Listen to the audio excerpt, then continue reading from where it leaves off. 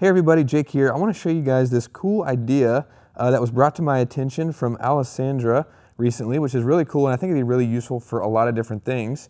And I don't know if you guys have ever seen those universal kind of mounting overhead rigs that you can get. I'll put a picture of one on the screen so you know what I'm talking about. But basically, Alessandra reached out and wanted to make one out of EMT conduit and maker pipe clamps, but needed a way to attach the structure to their desk or whatever it may be they're attaching to.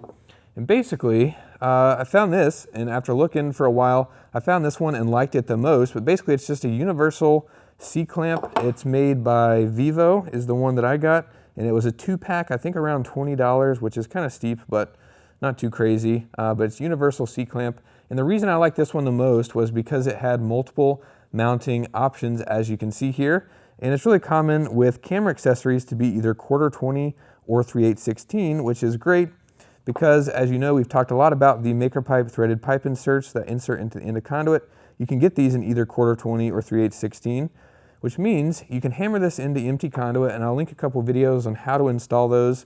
Basically, they go into EMT conduit, as you can see here, but before you put it in the end of the conduit, you want to thread the bolt where the stud kind of sticks out of it like this, and it's helpful if you add a nut onto the bolt just to kind of keep this from spinning as you're rotating it into things. That's just a good kind of extra hack for you. Just keep that in mind all the time when you're using the inserts. But then you're able to basically thread the piece of conduit onto this clamp. And like I said, there's multiple mounting holes for 1/4-20, and then there's one mounting hole for 3/8-16. That's just cool because I just have this, kind of in the normal orientation, straight up and down, as you can see there. But you could, do it straight up and down like this and have it clamp this way. You could do it at a 45-degree angle. All kinds of different ways that you could use this.